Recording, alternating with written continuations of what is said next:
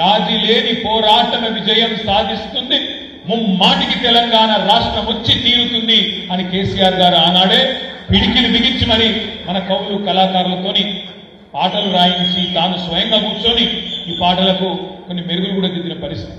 ఎందుకు చెప్తున్నా అంటే మొన్న మనకు తగిలిన దెబ్బ చాలా చిన్న దెబ్బ, చాలా చిన్న ఎదురు దెబ్బ. 119 నియోజకవర్గాల్లో మనం పోటీ చేస్తే మనకు ప్రజలేమి చీకొట్టలేదు, ఈ సవతల బారేయలేదు. మనకు 39 సీట్లు ఇచ్చిన ప్రజలు.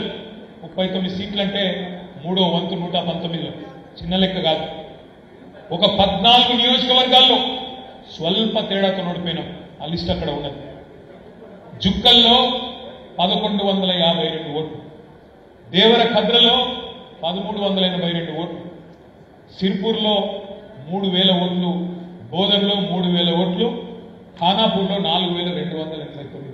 అంటే ఒక్కసారి ఆలోచించండి, 600 ఓట్లు అటు ఇటు అయితే జుక్కలు గెలిచిపోదు. దేవరకద్రలో 700 ఓట్లు అటు ఇటు అయితే మనం గెలుపుము. 1500 ఓట్లతో సిర్పూర్ పోయింది, బోధన ఒక 1500తోని, 2200 ఓట్లతో ఖానాపూర్, 5000 ఓట్లతో 3 సీట్లు పోయినాయి. నాగర్ కర్నూలు, కల్వకుర్తి, నారాయణఖేడ్ 6000 ఓట్లతో 3 సీట్లు పోయినాయి. ఆదిలాబాద్, తాండూరు, కామారెడ్డి 3 సీట్లు 7000 ఓట్లతో పోయినాయి. ఈ 14 సీట్లలో ఒక 6-7 సీట్లు మనం గెలిచినా ఇవాళ ఏముంటుందన్న పరిస్థితి మీకే తెలుసు, నాకంటే బాగా.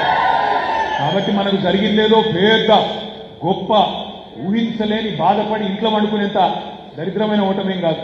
అంత దూరం ఎందుకు, మన కరీంనగర్ సంగతే తీసుకుందాం. ఉమ్మడి కరీంనగర్ జిల్లాలో ఎవరెవరు ఎట్లా గెలిచారో ఒక్కసారి ఆలోచన చేయండి. పక్కనే ఉంటుంది ధర్మపురి నియోజకవర్గం.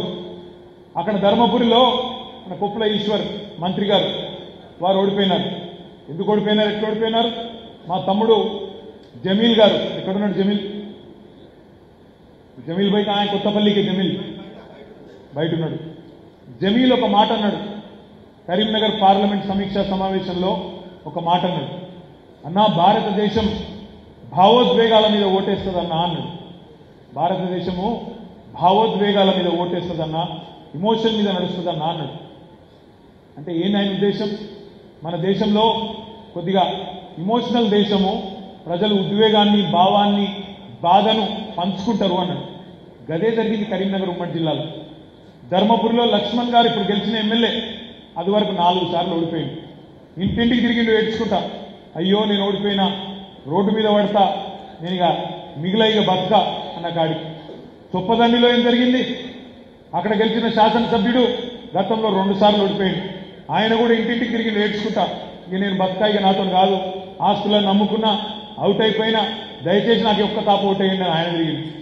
మానకొండూరులో 4 సార్లు ఓడిపోయింది ఆయన, కవ్వంపల్లి సత్యనారాయణ గారు.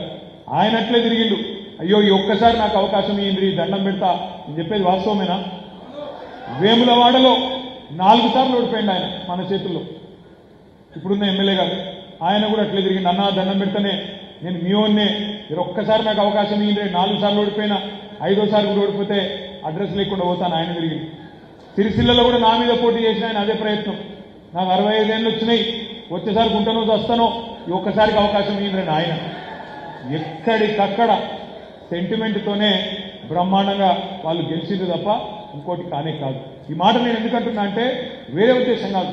మన ఎమ్మెల్యే లేదో పని మంత్రులు కాదని కాదు, బాలకృష్ణ గారు ఏదో పని చేయలేదని కాదు, లేదా అన్నగారు రవిశంకర్ గారు పని చేయలేదని కాదు, సతీష్ అన్న పని చేయలేదని కాదు, లేదా లక్ష్మీనరసింహారావు గారు మంచోడని కాదు. కేవలం ఒక సెంటిమెంట్, అయ్యో పాపం 4 సార్లు ఓడిపోయాయి కదా, బాలకృష్ణకు 2 సార్లు ఓట్లు వేసినాం కదా, ఈ ఒక్కసారి గడి చూస్తే ఏమవుతుంది? మరి ఇక్కడ వేములవాడల ఇదివరకు టీఆర్ఎస్ ఓట్లు వేసినాం కదా, ఈ ఒక్క తాప వేస్తే ఏమవుతుంది అని కొంతమంది.